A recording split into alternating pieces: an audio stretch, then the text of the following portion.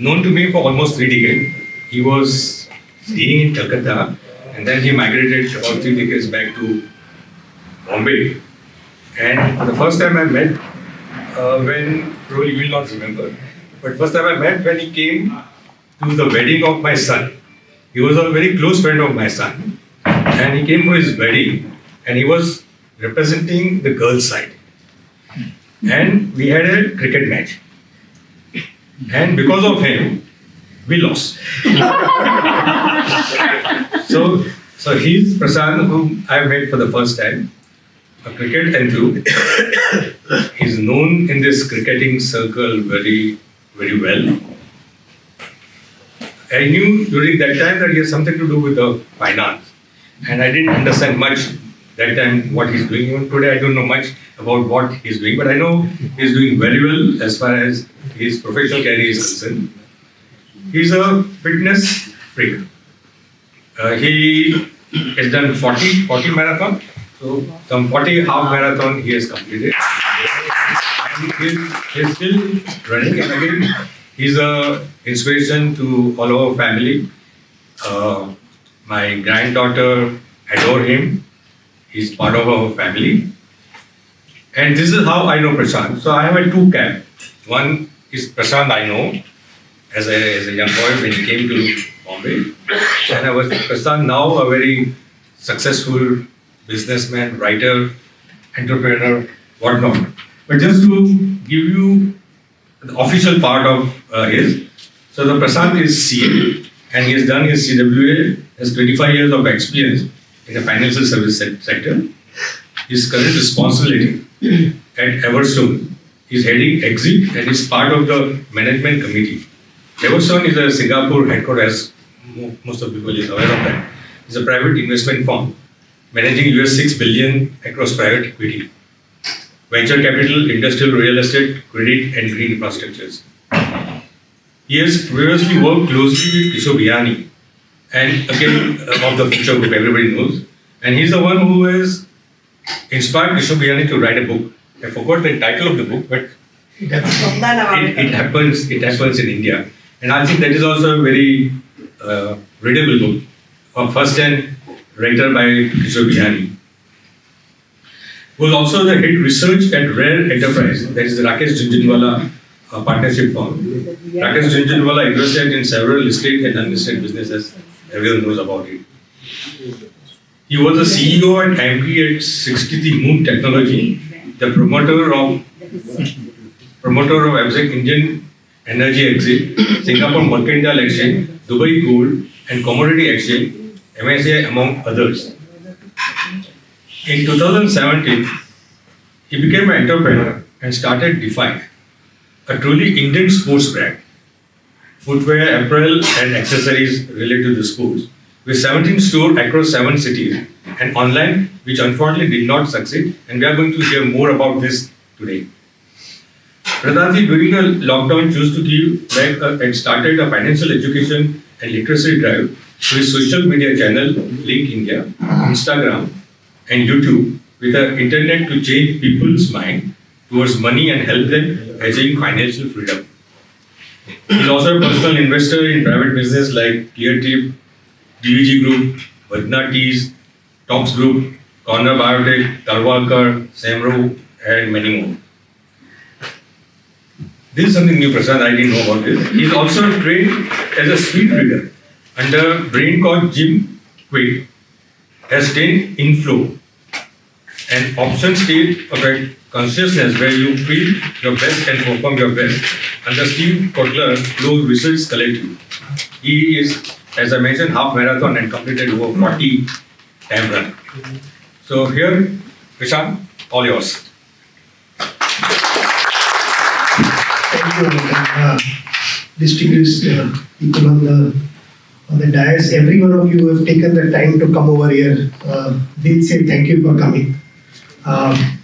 I generally don't get a chance to talk, so I'll probably be talking a lot. So excuse me. I also have a bad cold, so excuse me for that as well. But it's an absolute honor and a privilege to be here and to present not just the book and what I wrote in this, but a slightly larger context of why I wrote. as Deepak Uncle mentioned, mine is not a story of success. No, it's not. Today morning you would have all woken up and we were just talking about the success of Falguni Nair and Naika. Mine is not of success. Mine is of failure. But like Falguni, I have also dreamt. And my dream was to give India a truly Indian sports brand. But unlike her, I failed. I had also, today morning, I saw pictures of Falguni and Sanjay Nair ringing the gong of NSC. Yesterday when the bell rang, I also had dreamt when I was building my venture, one day we'll all ring the bell of NSC. Deepak mentioned about his granddaughter Kavya. So name of my company was CAN Defy Sports. K stood for Kavya, A stood for my daughter Arshia, and N stood for my niece. And I had always visualized all three of them ringing the gong when we list someday. But unfortunately, it didn't happen. It happened, sir. Thank you.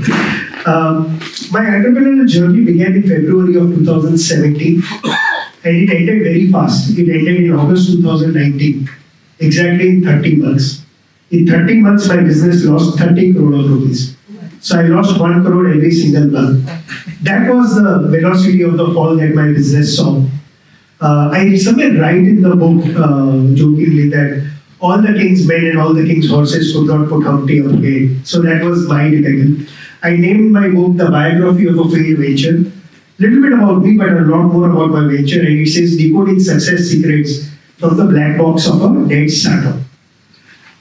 In many ways, my book is a lot more about what not to do than about what to do. And as some of you and most of you are over here successful, and you probably learned in life that life is a lot more about what not to do and what to do. And those decisions kind of define us. So with that, I kind of chose to start writing this book.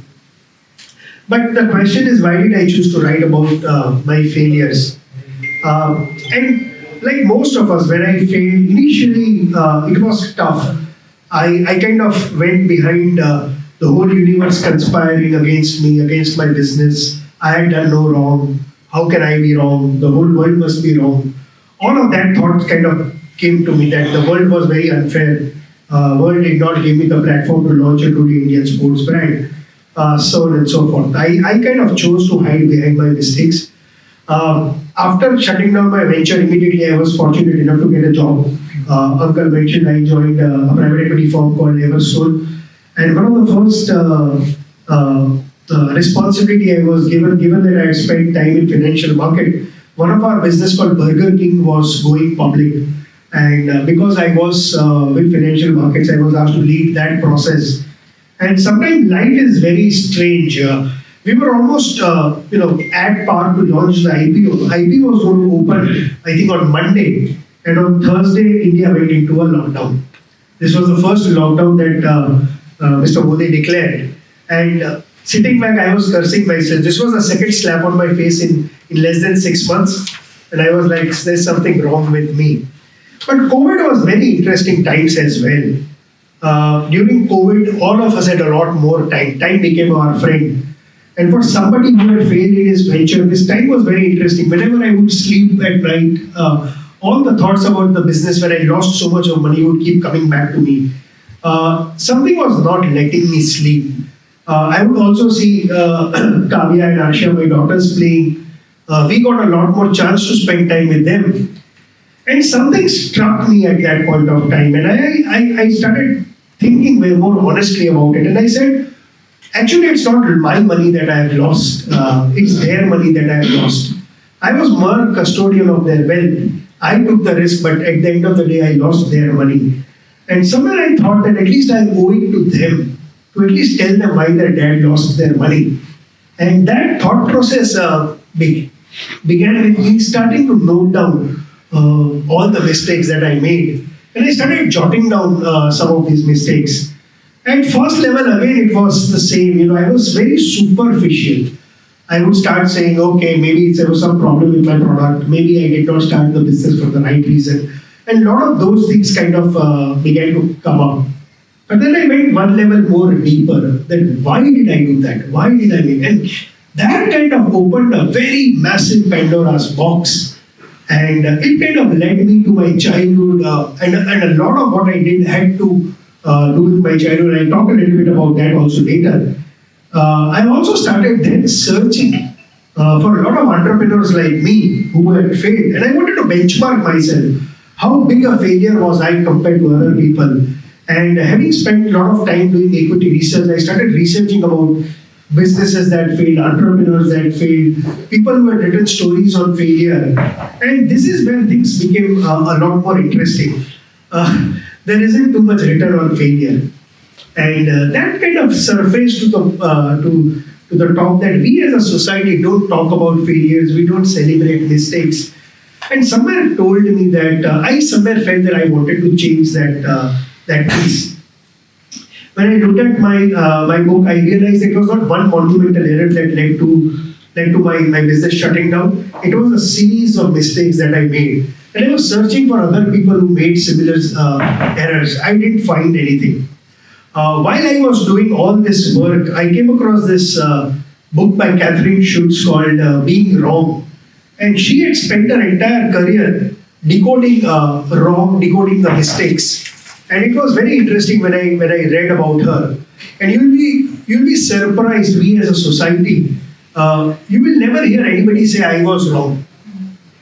It will always be I was wrong, but the but comes in very beautifully because somewhere we are all mistaken about the mistakes that we make. They call it in psychology meta mistaken. We are all meta mistaken, and it has a lot to do with our brain. When I did a lot more work on it, our brain, even today when we are talking, is somewhere getting so many bits of information. And our brain acts as a deleting device. It has to decide what is important, what is not important. And what the brain does is whatever it thinks it's important, it wants to remember. Like in our computer, it makes a folder and stores all that information over there so that whenever we need it, we can go and retrieve that information. Unfortunately, mistakes is something that we don't want to remember. So brain is very smart. It kind of shoves that in that kind of a folder that it's not retrievable. And the more deeper I went into this, I started recognizing that we as a society look down upon mistakes. And it starts with school. When we are in school, we are punished for making a mistake. And that's where we start figuring out what mistake means to us, because mistake has been so shown as something that is bad. We all start hiding behind or not looking at mistakes in the right way. And when I looked at my life, I realized a lot of what I am today is probably because of the mistakes I made and because of that mistakes, the learnings I took. And here, mistake has been a very big guru to me, but somewhere the society as a whole is looking down upon mistakes. As I was doing more work on it, the real two whys emerged why I wrote the book. I call them as the small why and I call them as the big why. My small why for writing the book was because I thought I have lost 30 crores, let somebody benefit from my mistake. Let me write about my mistakes so that entrepreneurs or emerging entrepreneurs who want to read this will probably not make the same mistake, they will make their own mistake. But let me write about it so that others benefit from it. My book actually starts with a quote by Warren Buffett. And the quote says that it's good to learn from your mistakes, but it's better to learn from somebody else's mistakes. Warren Buffett was joking, but I took it very seriously. And I said, okay, that could be a reason for me to write. But I had a much stronger second reason, my big why that I call, why I wanted to write the book. Because of the fact that we as a society were looking down upon mistakes so much. I said, Gandhiji has said, right, be the change you wish to see. And if this is the change I wanted to see, it had to start with me. I had to first go and celebrate the mistakes I made. I had to talk about my failures before I expected somebody else to do. So my big why is to get mistake a rightful seat on the table. Thanks to Deepak Uncle and everybody over here, at least I've got a seat at this table to talk about mistakes. And the idea is that encourage people to have conversations around mistakes. Tomorrow when you go down and have lunch or dinner with your family, with your friends, with your colleagues, your kids will have friends. Why not teach them to accept mistake? Why not have conversation around mistake? Why do we need to look down upon? So that's one of the other reasons why I wrote the book. I don't know how successful I would be, but today in the world of social media, now that I have written, whatever it is written is going to be permanent. It's digital now. So hopefully at someday mistakes will get its rightful seat on the table. Also, one of the things I do with my daughters is after writing the book, I have become so open about accepting mistakes that now I don't judge people when they make mistakes. Because I never liked when people judged me why I made mistakes. Nobody will tell me on my face where I erred. But behind the back, everybody will discuss, right? 30 crores in 30 months is not a small amount of money to lose. Idea was, let's get that mistake the rightful seat. Let people not judge you because you don't want to be judged when you make mistake. So that led to the writing of this book. Uncle mentioned I work with Rakesh Jhunjhunwala. So there was a quote in Rakesh Bhaiya's office, and that quote was very interesting. And the quote said that good judgment comes from experience, and experience comes from bad judgment. So we all expect people to be good in their judgment, but that judgment comes only from experience, and that experience comes from bad judgment, and which is so true in my life also. If I look at it, every good thing I have done is because of something wrong that I have done in the past. Ma'am, you were talking to me about God and God had some path. Last I went to the temple was when I was in class 7, so I'm not religious at all. And yet I start my book with Gautam Buddha and a story, Gautam Buddha, and we've all heard that story, right? That's Kisa Gautami and Gautam Buddha. Kisa Gautami loses her child who's just 1 year old. And she's completely aghast. She's kind of, she can't believe she lost. She's in too much of grief. And she goes to Gautam Buddha and she tells Gautam Buddha that you have to get my child back to life again. And Gautam Buddha tells Kisa Gautami, I will. You just go to a house and ask for 3 or 4 morsels of mustard or rice. And if you get, the only condition is you should get it from a house which has not seen death before. And if you can get it, I will ensure that your child is alive again. She is very excited. She goes from door to door to door to door. And I tell in my book that story in the beginning that she comes back very disheartened. She does not find one house where there has not been death. And I write in my book, like that, mistake is also inevitable.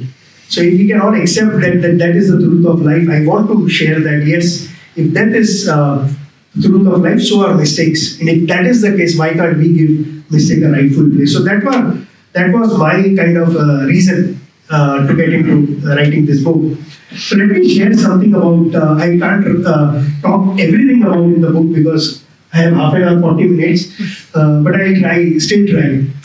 So the book kind of, as Uncle said, I've spent 25 years in my life in financial markets. I'm in absolute love with stock markets. I tell that to my wife. I probably love stock markets more than I love her. I don't tell that to my daughters. I tell it to her. So stock market has been my absolute favorite, but it was chance that I got into stock market. And I talk about this in my book through my chapter on childhood. I start my book by plotting my life as my stock price. And if my life was a stock price chart, how it would look. And if you will see in that book, for 32 years, my line was a straight line, it didn't move. And then there is an uptick, and then of course there is a downfall. But those 32 years, where to everybody on the outside it looks very boring, it's just a straight line. For me, there was a lot of turmoil that defined me. 2 incidents that I will talk today about my childhood that defined me, which also led to my failure in this book. One was, it happened on 7th May 1979. I was 7 years old and I lost my father to a heart problem.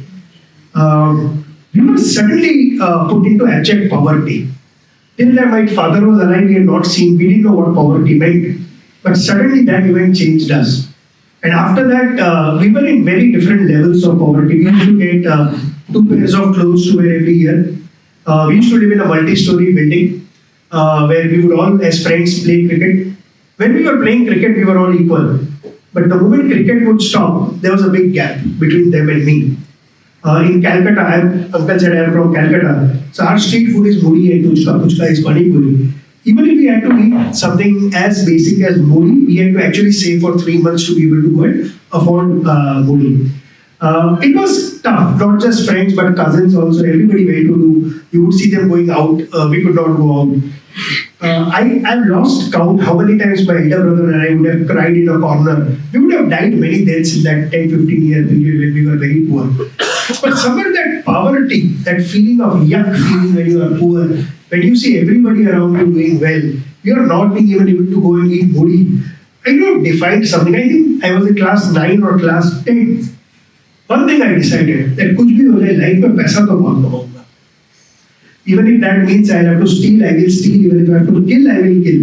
But I will get rich in my life. That is something that I had made up very early when I was in 9 or class 10. But when you are in 9 and 10, you can have all your dreams and vision. But I never knew how to get rich.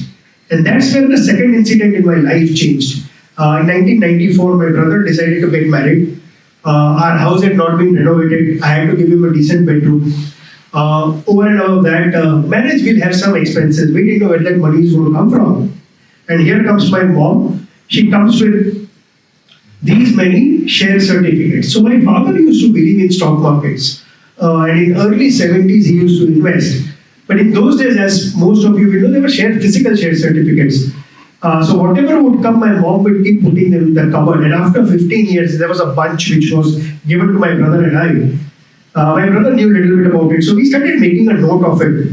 Which company, how many shares, Economic Times printed the price of each of these shares. So we would write. And every time we would make an entry, we would smile. Every time we would make an entry, we would smile a little more. In that 2.5, 3 hours, you have no idea the exhilaration and the thrill that we went through. Probably the happiest 3 hours of my life. Because at the end of the 3 hours, when we tallied, we realized, oh shucks, we were wealthy. It's not that we didn't have money.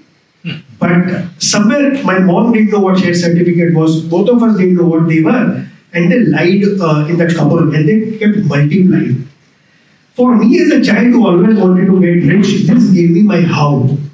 And I started looking at what is this animal where wealth multiplies 15 to 20 times in 15 years. For me it was abracadabra, magic.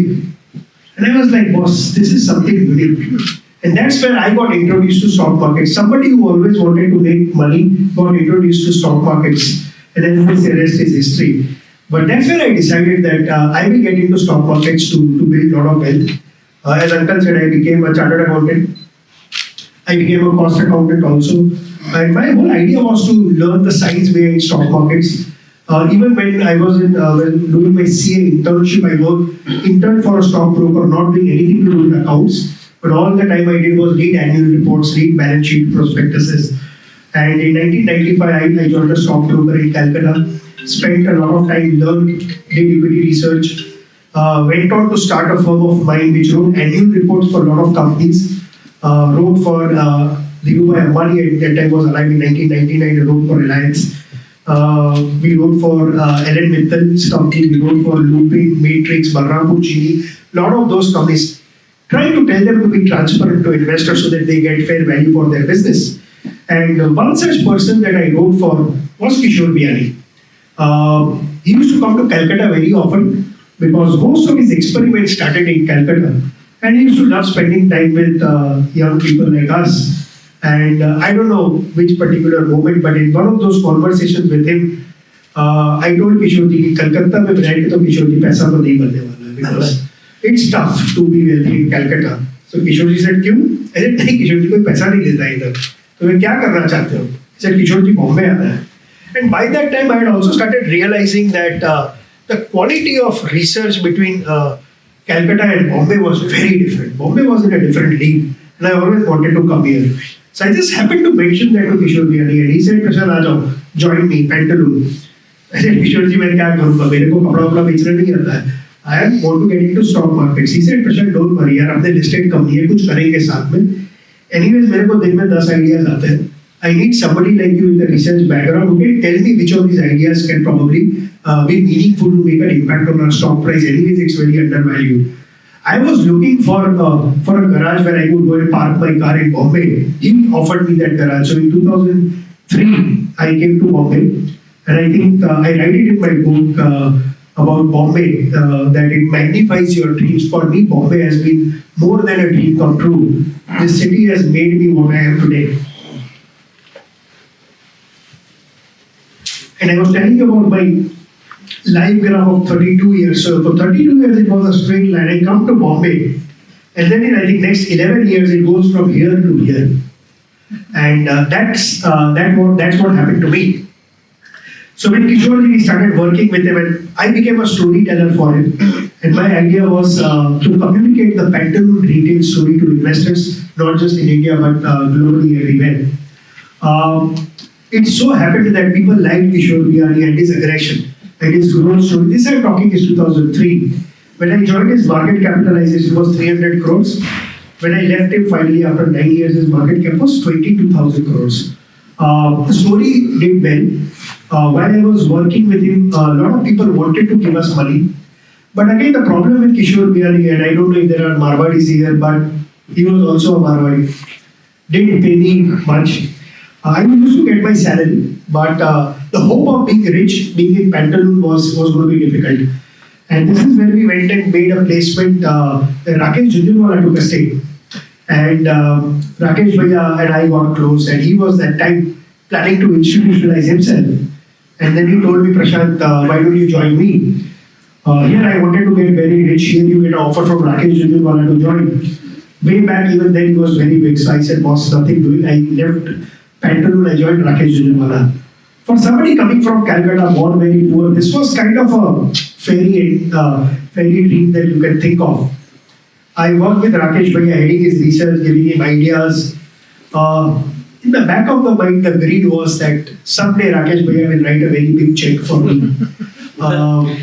Because I had lost my father, one of the good things my dad had done was he had put a roof over our head in Calcutta, so we didn't have to worry about that. When I came to Bombay, that was one of my intent, that I wanted to give my daughter a roof over her head. And getting a roof over her head is very different in Bombay compared to Calcutta. From a roof that you get in Bombay, we can probably buy a street in Calcutta. So I knew it's going to be tough to get a house. And Rakesh Bhaiya likes to throw parties.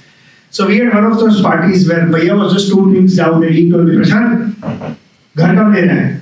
And I also jokingly said, Mila mauka maro chauka. I told Bhaiya, jab aap bonus de main ghar le lunga. There were people around, so Bhaiya kind of didn't say anything to me then. But after a few weeks later alone, he told me, Prashant, back. He said, हाँ भैया. He said, तूने क्या बोला? कि मैं bonus दूंगा तब तू घर लेगा. He said, हाँ भैया. He said, प्रशांत भूल जा. He said, I am never going to write that big a check to you as bonus that you can go and buy a house in Bombay. All dreams kind of crashed. But he gave me a very interesting advice. 2 pieces. He said, Prashant, life में wealth बनाना है तो risk लेना पड़ेगा. उसके बिना there is no hope. There is no Rakesh Jhunjhunwala who will come and write a check and suddenly you get wealthy. It doesn't happen. I took a risk. You will have to take your own risk. There are no free lunches. And the second thing he told me कि प्रशांत देख मेरे को बहुत बड़ा तेजी लग रहा है बाजार में आने वाला है. This I am talking 2006. He said in a तेजी environment, even if you buy a stock and you make a mistake, you still make money. Choice तेरी है whether you want to take a risk or not, because everybody's risk appetite is different. But अगर घर बनाना है तो risk लेना होगा. 2 things happened. First thing, I realized that the reason why I moved from Kishore Biyani to Rakesh Jhunjhunwala was no longer valid. He was not going to write a big check for me. And the second thing happened is that yes, I wanted a house, and he made it very, very dispassionately clear that to get rich I will have to take risks. So I left Rakesh Bhaiya. I went back and joined Kishore Biyani in his second innings, and by which time I realized the way Future Group was going to grow. I took a very big bet on Future Group. I leveraged myself 5:1. So if at that time I had 10 rupees, I actually borrowed 40 rupees and put all that in one stock, which was Pantaloon Retail. But as luck would have it, we all met with the 2007 bull market, made a lot of money, bought a house. Thanks to Deepak Uncle and Auntie, we bought a house exactly opposite to them. Auntie showed us the house. After that, suddenly when I had that money, I again felt poor. Because all the money that I had made went in buying one house.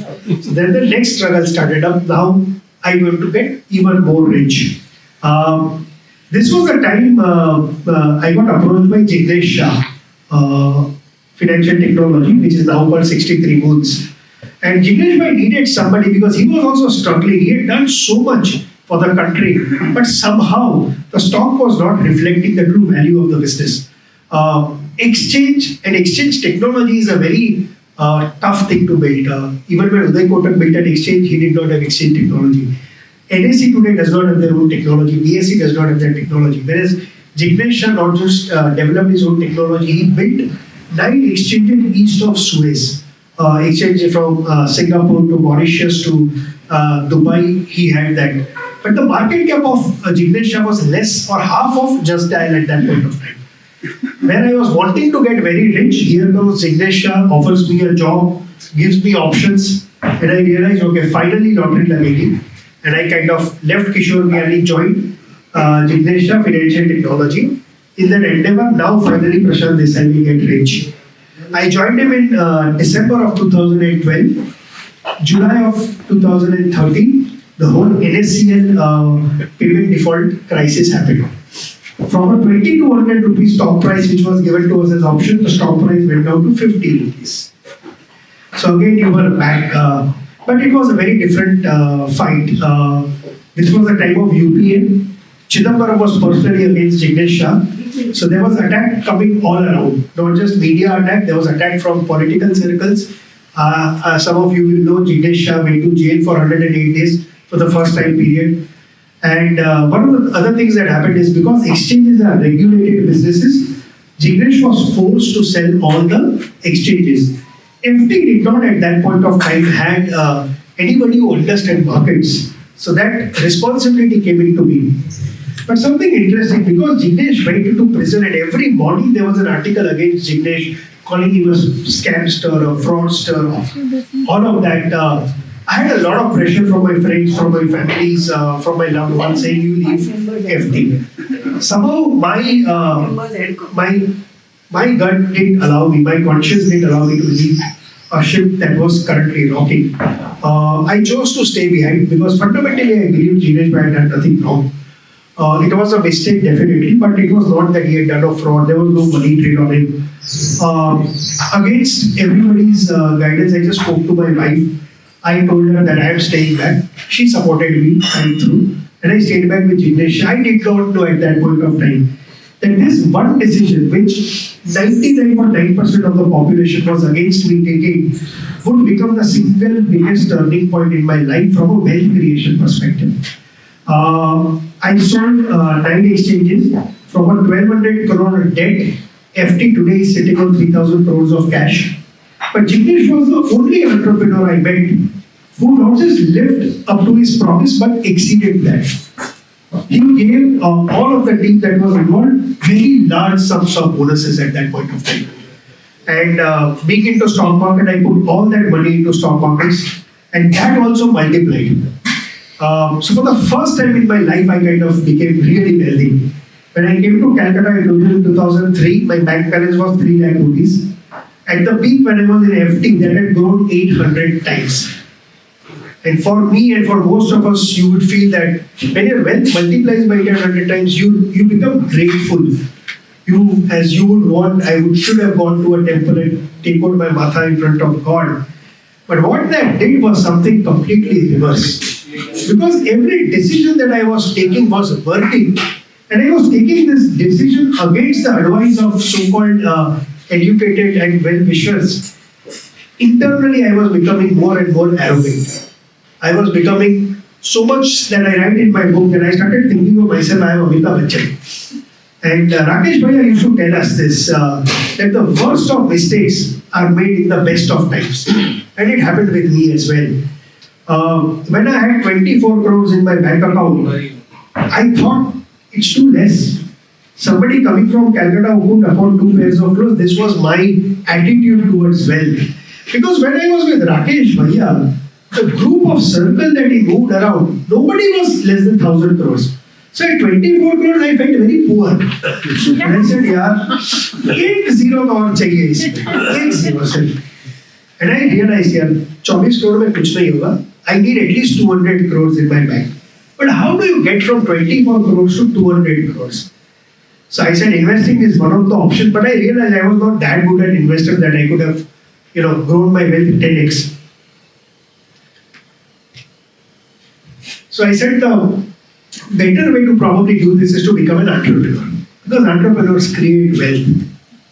So I left financial technologies in February 2017 with a very single-minded focus that over the next 5 to 10 years, I want this 24 crore to become 200 crores. अब धंधा करना है लेकिन क्या धंधा करें? Today, Falguni Nair also wrote when she left Kotak. She also did not know which what to do because we are all financial market guys. Fortunately for her, she succeeded. I did, but that was the same dilemma I had. But as Uncle said, I used to run. So in 2013, when I was with Kishore Biyani, my childhood kept pace with my life.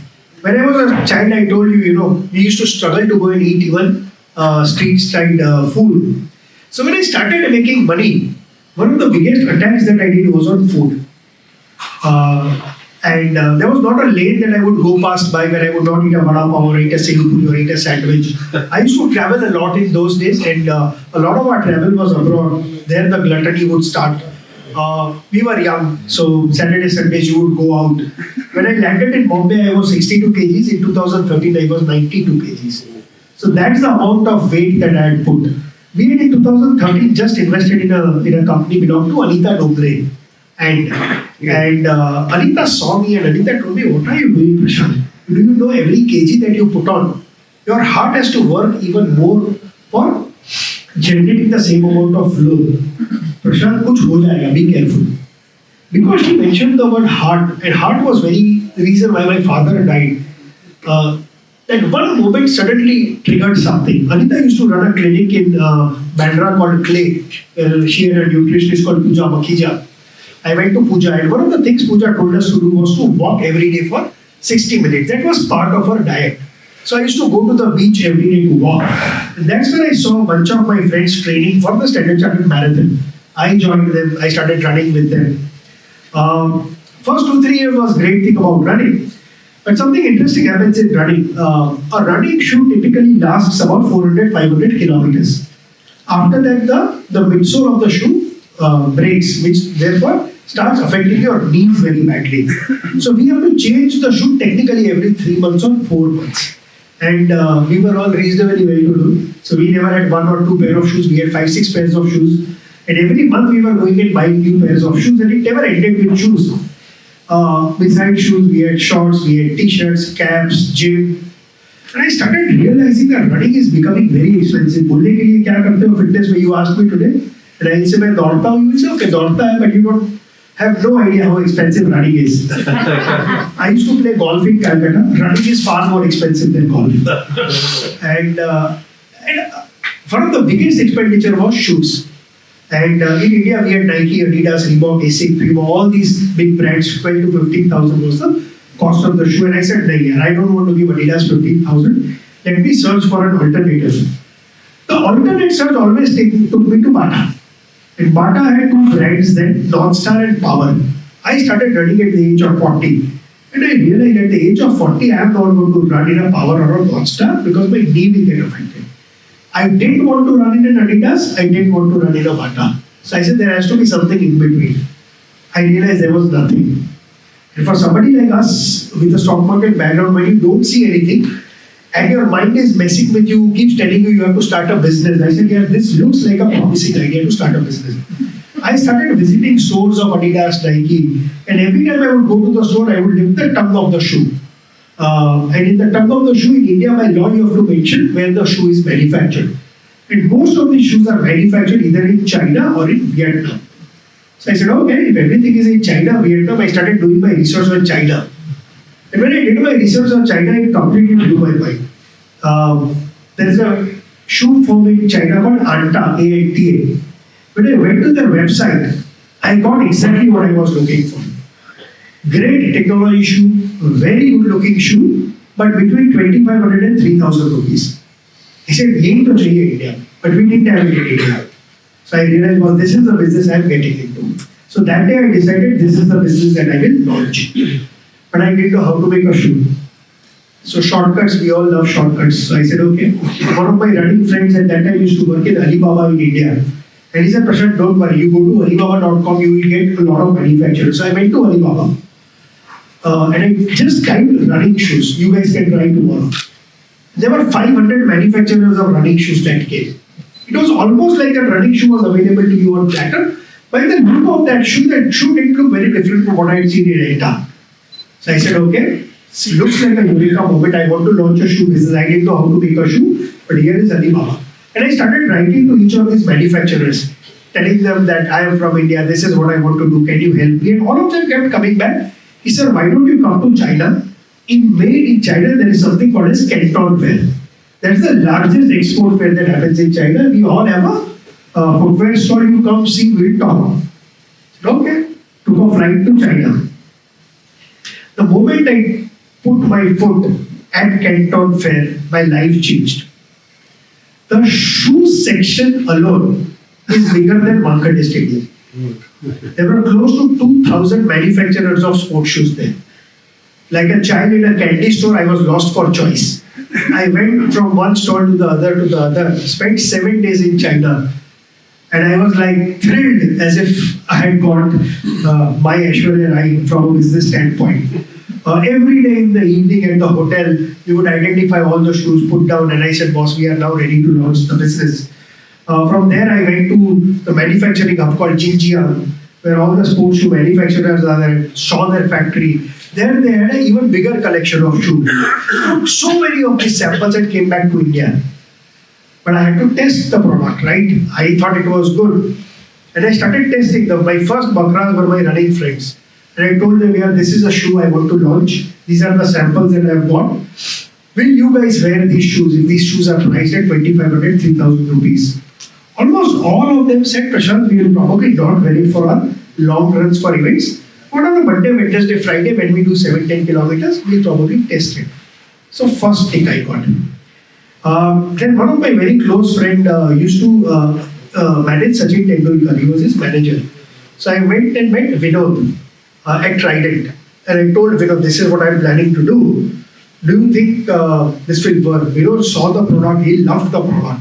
He said, Prashant, 2,500, I have not seen a product like this. Completely sold on that. I also had carried my t-shirt samples, short samples, all of that. But Vinod said, 1 minute, Prashant, let me call somebody who will give you advice. He puts the button, in comes Anil Kumble. Anil Kumble sees all the samples in a suitcase. He sees, he takes the product, he tries them.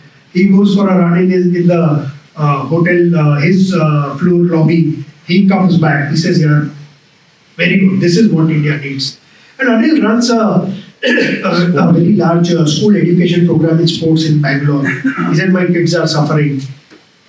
Before I exited, he made my day. He said, Prashant, how can I get involved in this? He said, you tell me, Anil. I said, I don't have money. So I gave him 2.5% equity. He became a partner in my business. And I made him my product in charge in terms of giving me that quality care. Then I went to one of my very close friends, uncle also knows, Rajiv Mehta. Rajiv had started Puma in India. He was the first managing director of Puma at the age of 27. From zero, he grew Puma to about 700 stores, 800, 900 crores of revenue. I went to Bangalore, showed Rajiv the product, and first thing he says is, Prashant, product ko daam hai. Product mein daam hai. Looks solid here. But I was so vociferous with my pitch that this is the next DMart, this is the next Nykaa. Rajiv also got so entangled in my whole speech. He was also planning to do something in his life. Rajiv then decided to join me as a partner. Now imagine a dream running from the beach. It's evolving. You are only getting ticks and ticks. So my arrogance level was where the index is today. It kept rising. Then I went to Calcutta. And I had gone for some family function and I incidentally happened to meet Kishore Biyani. And I told Kishore ji, yes, soch raha hu karne ka. And Kishore Biyani raised the first red flag. He said, Prashant, pagal hai kya tu? I said, क्यों Kishore? He said, तुमको पता है हम लोग ने Planet Sports किया था, completely failed. क्यों जा रहे हो प्रशांत? Nike, Adidas ब्रांड में बहुत पावर है, मत करो मरेगा. While I was walking back to my home, this is my arrogance. I was telling, what does this Kishore Biyani know? Prashant, they said, telling Kishore Biyani in his mind. He said, if Kishore Biyani had started this business now, he probably would have been successful. And also, Kishore Biyani is not a runner. Chhod the Prashant. Then I met Sanjeev Agarwal. Sanjeev Agarwal was the CEO and MD of Skechers in India. Sanjeev used to work with us in the Future Group. I met Sanjeev at Marriott. Sanjeev saw the product and he told me, Prashant, बहुत ही वाहियात जूते हैं. कौन पहनेगा ऐसे जूते? कोई head tail नहीं है, पिंक कलर, इंडिया में कौन पिंक कलर पहनता है? तो I told Sanjeev कि तुम लोग यार पिंक बनाओगे नहीं तो पहनेगा कौन? So to every question that Sanjeev asked me, I countered. I was not interested in listening. I only used one thing that God gave, mouth. I didn't use the 2 ears. And I said, no, I will do this. But once we decided to do this, both Rajiv and I were very clear that if we are doing this, we will do this well. There was a pride at stake. So there was one level arrogance playing, the second level pride playing. All the samples that we had got from China were all copies of a Nike, Adidas, Reebok. That's what China does. And I said, no, yeah, if it is a truly Indian sports brand, the Indian flag or the Indian brand cannot be a copy of somebody. We searched for designers in India. We did not get any shoe designer in India. We went and actually found designers in a city in US called Portland. Portland is where Nike is headquartered. All the sports shoe designers are from Portland. Rajiv and I parked ourselves over there for a month. We finally set up a design center in Portland, the first Indian company to do that.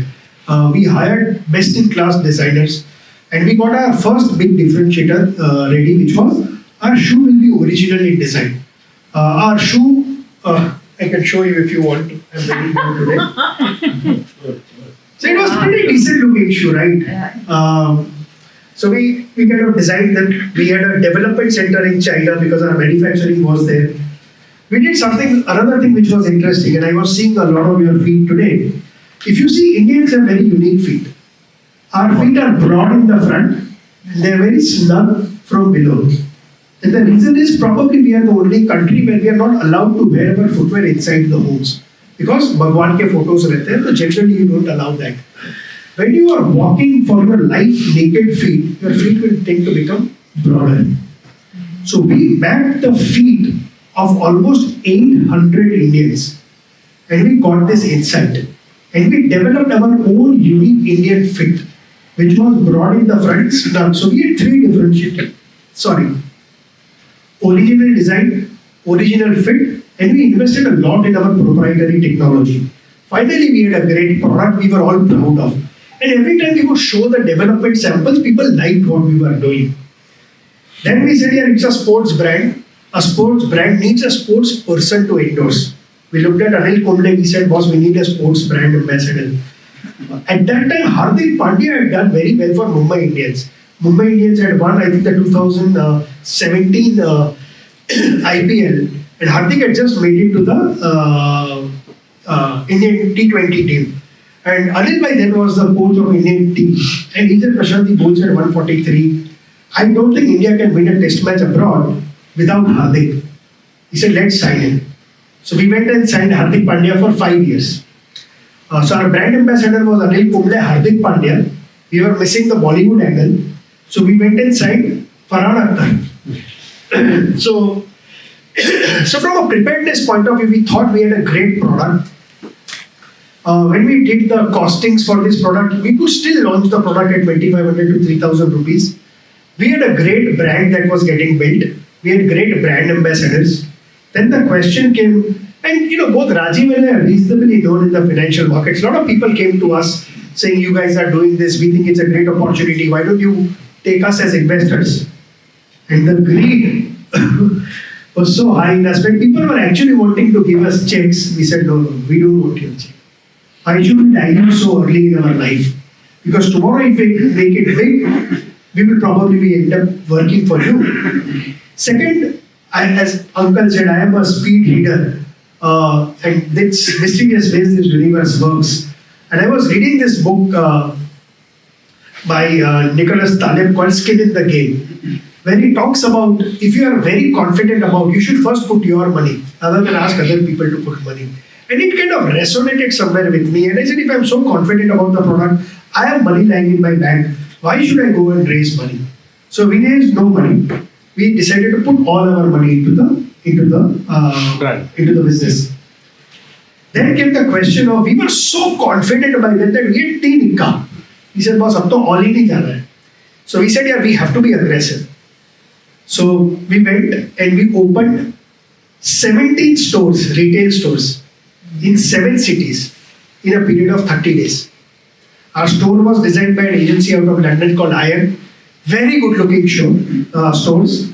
If any one of you would have gone to our stores, almost the size of a Nike Adidas, and all our stores were next to a Nike Adidas because we wanted to be a very proud Indian brand, selling everything that a Nike Adidas sells, from footwear to shorts to t-shirts to accessories to bottles to gym bags, everything at almost half their price point or one third their price point.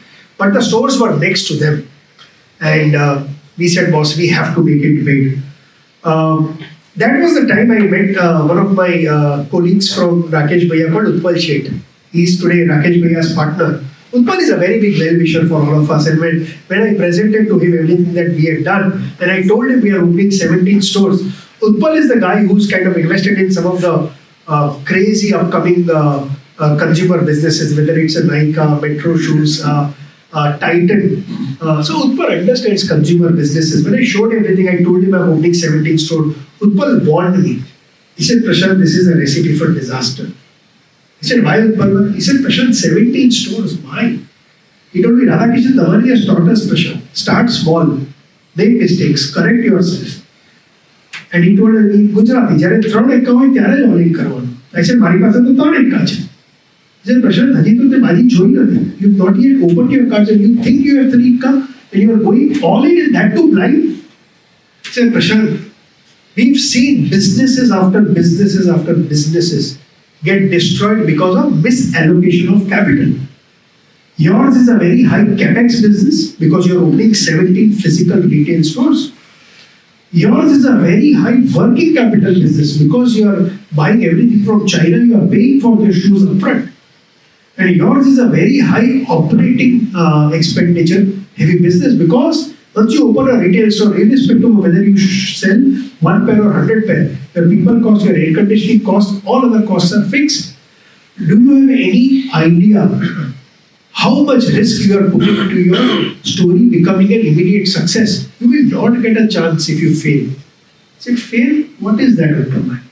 I said, that's how stories are written. You don't worry. I think I will do well. And I said, I don't want to go and sell it through anybody else. I don't want to. But Utpal Bhai being Utpal Bhai, he kept pestering. He said, you sell through Central, you sell through Shopper Stop. I'll take you to Rafiq Malik at Metro. Don't worry, Prashant, we'll get there. Don't be in a hurry. Don't be in a hurry. He kept using phrases like, Rome was not built in a race. You are a marathoner. Building a business is a marathon, not a 100-meter race. I just ignored all of that.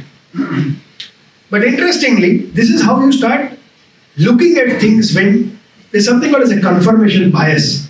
When I was leaving, Utpal told me, but Prashant, I am with you. I want 5% equity in your business. And I can't say no to Utpal Bhai. So Utpal Bhai took 5% equity in my business. When I went, I said, boss, if there was so much of a problem, why will Utpal take 5% in my business? Which means I am right, he is wrong.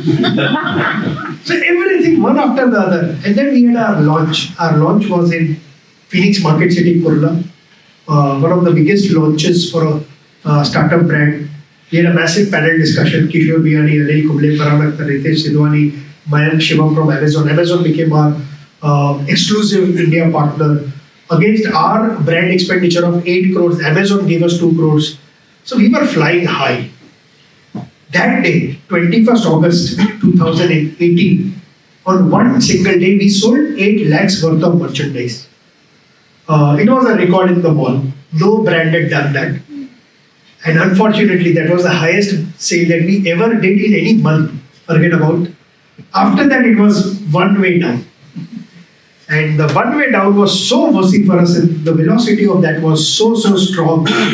And because we had retail stores, every month we were losing close to about 1.2, 1.3 crores rent, salaries, electricity cost. Overhead. And it kept, overheads kept coming. Finally, in August 2000 and somewhere around, I think, we folded up the business. And then I told you the story of how I ended up writing that book. So in the end of the book, I share about the 10 big mistakes that I made. I think the biggest mistake I talk about in the book that I made was I started the business for a wrong reason. They say you start a business when you are passionate about a product, when you are passionate about a service, or there is a problem in the world you want to solve. Because if your eye is on the prize, which is the problem, you will succeed. I started the business with a very simple thought process, which was I wanted at 24 to become 200. My reason was nothing else. When I became very honest to myself, my reason was not to give India a truly Indian sports brand. All that were, byproducts. The main idea was to make money. And I talk about it, don't start a business if you just want to create valuation. Chances are you may not succeed. Second, when we were talking to customers, Kishore Biyani taught us that you are not your own customer. Your customer could be very different than who you are. And when I started evaluating my product, when I thought I had those things in my hand, I started evaluating the product thinking Prashant Desai is the customer. I was not the customer for a 2,500 rupee shoe. I used to buy the 15,000 rupee shoe. Also, I was biased because it was my product. I should have actually tested that with the real customers. I did not kind of do that. When it came to building my team, I chose to build a team with people who I am familiar with. Brothers, friends, cousins. Rather than choosing to build a team with expertise, I had only yes men around me. Biggest problem. I didn't allow people to disagree with me. There were times when people disagreed, I shut them down. And they say the strength lies in differences, not in similarity. So, in the end, I kind of sum up with all the 10 mistakes that I have made. So that is my book. But in the end, I just want to request all of you. No, not to buy my book. No, that's not the request. The request is allow people to make mistakes. Share your mistakes. Because I believe whatever I am here today because of the mistakes I have made. And if we all give mistakes a rightful place in the society, there is so much to probably learn from other people's mistakes. Only if we can muster up the courage to kind of share our mistakes. Thank you.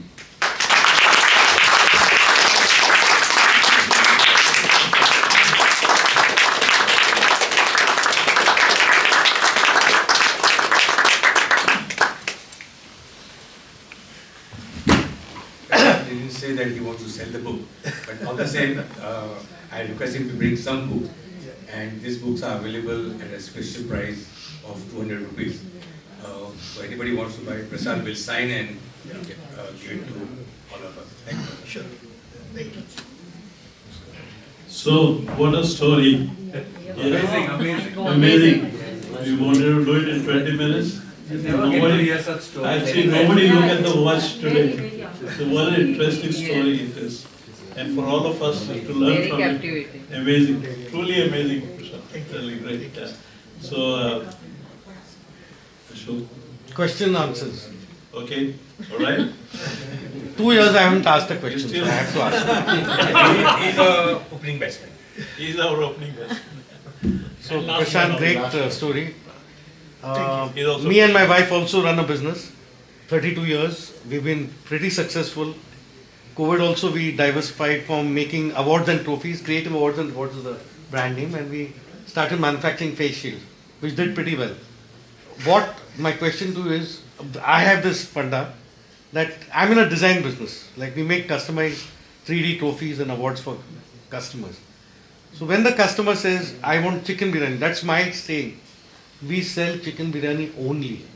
We don't even try to tell that fellow, okay, there is mutton biryani, there is vegetable biryani. So that, I think, where our concern, I made it very clear to the entire team, the entire staff, just give the client what he wants. He says chicken biryani, you don't show your smartness and say this chicken biryani with pulao is the best. That reasonably, that one mantra has helped our company survive. I don't know if it's a great mantra, I do agree with it, but we have survived very well with that mantra. I don't have a point of view, but I'll tell you a similar instance we had in Pantaloon.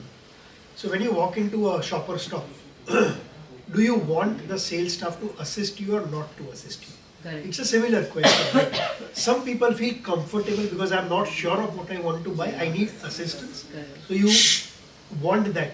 And some people don't want to get disturbed when they are shopping. Boss, abhi to ghusa hu, sir, kya dikhaun, kya chahiye? Yes. So it's similar. There probably would be some clients who probably would want choice, where if you would have taken that leap of faith and given him, instead of a chicken biryani, a mutton biryani and a prawn biryani, you would have upgraded him. Probably he had the budget to upgrade, but you didn't exploit it. Second alternative is, what if you tried that, but that guy got so pissed off and left? So there is no right answer. It's your answer. And given that that answer is working for you, why change it? See, the success of any product is quality and word of mouth publicity. In your case, you said the first day you had a sale of 8 lakhs, after which you were sloping downwards. Was there a deficiency in the quality? It was, the deficiency was in the perception of the product, and which is where we made a very big mistake. Our view was, yeah, and I was showing you this, right? At 2,500, why will people want to buy this shoe? This is dual technology. There is a different density of foam here. There is a different density for foam here, which is, it protects your knees. This is your running grade rubber, so it doesn't slip. As I said, original. We thought we did everything right, and it was at a right price. A similar Nike, which is sock fit Flyknit, is 15,000. But where we did not, where we I think made a mistake was how customer perceives it. When a customer came into my store, he saw a 3,000 rupee Defy product. He said, I also get a Nike for 3,000 rupees. Maybe not the same product. But I have not come to buy a dual density sole. I have come to buy the swoosh. My friends, when they see the swoosh or when they see the Adidas 3 stripes, they will feel I have arrived in my life. Defy, who knows you as a brand? So in our view, we underestimated. Warren Buffett has this quote for stock market that the market knows the price of everything but does not know the value of anything. It's the same with us. My customer knew the price of my product but could not understand the value, and the deficiency were ours. We could not communicate to him that value. Somewhere what Kishorji told me that day in Calcutta, that Prashant, the power of these brands. I think Adidas was started in 42, Nike started I think in the 50s. They have invested so many years in building the brand. They are not even brands today, they are cults. Yeah. And I underestimated the power of this brand. My idea was seeing Anta's success, but in China, the patriotism is very different than it is in India. When it comes to product, because of our colonial 200 years of rule, we like imported things. We would always prefer a Nike, but in China there is different level, which is why Anta today has 10,000 stores. They are bigger than Nike, Adidas, Reebok, Asics, Puma put together in China. Another mistake. I was comparing a market which was an autocracy with a market which was democracy, which is very different. It was not that we didn't see all of this. Probably came up to us, but we never even gave it a weightage that we should have. We didn't ask that right question. When we were at, when I told you I went to Canton Fair, right? The first thing that should have come to me when I was so excited in the hotel, where as if I had cracked the model, there were so many Indians there. ऐसा क्या प्रशांत देसाई ने तीर मार लिया, देख लिया, that so many Indians didn't see the same thing. And I was going to Canton Fair for the first time. They were coming year after year. Why didn't some of them experiment with what I wanted to experiment? But I didn't even think about it. So you were stuck with a whole lot of inventory? I was, even today, I'm still selling. Planet Sports, you said, flop. And that was some case study that you could have gone by. Did you study that case study before? No. I think that's what somewhere Sanjeev Agarwal or Kishore Biyani was trying to tell me. He will never tell me, come and understand what happened in Planet Sport. He gave me a insight. If I wanted to dig deep into the insight. Kishore Biyani in 2017, this was before this whole episode with him happened, was at its peak. He told me what he wanted to say. Now it was for me to explain. But I told you, when I was walking back, what was the thought that hit me? Kishore Biyani ko kya pata? Main bhagta hu. So that I write this word that I drank the hedonic wine of Canton Fair. I was intoxicated. मैं नशे में था. We have one more question. One I Nirav and absolutely then. agree with sir that we lack patriotism in our country. The reason is we sell Louis Vuitton first copy more than the original in India. So rightly the 3 stripes of Adidas and the tick of the Nike. It's not the comfort, it's how rich I am. No, and I'm not saying we are unpatriotic. I'm saying what I thought that when I go and market this is a truly Indian sports brand, that emotion will get evoked. It did. Indian brand बोलेगा तो खरीदेगा नहीं. Vijay has got a question. Yeah, so you worked so closely with Kishore Biyani, and he was a maverick. I was read his book. It Yeah, yeah, happened in India. A lot of people have read. Where did he go wrong? Because I'm sure you have Ambition. this is a failure. Ambition and the way he funded his ambition. Funded his ambition. Because he took too much of debt, right? If he had taken too much of equity, he would probably now be owning 6-7% of Future Group, but there would have been no banks So behind he was him. not selling to investors the equity. He was holding on. Okay. Yeah. Well, last question. You never thought of exports to other parts of the world or just stuck to India? Because we were just starting off, right? We don't. One thing we learned at Kishore Biyani is, पहले India को तो ठीक से समझो फिर. So what I learned in Japan was Japan never depended on the local market. But China is Although already in that shoe population- market. Although population is huge, but Japanese were always exporting. That's how that country came. Yeah, but we probably wanted to launch an Indian brand, truly Indian. Ethos was different. We didn't think also about it.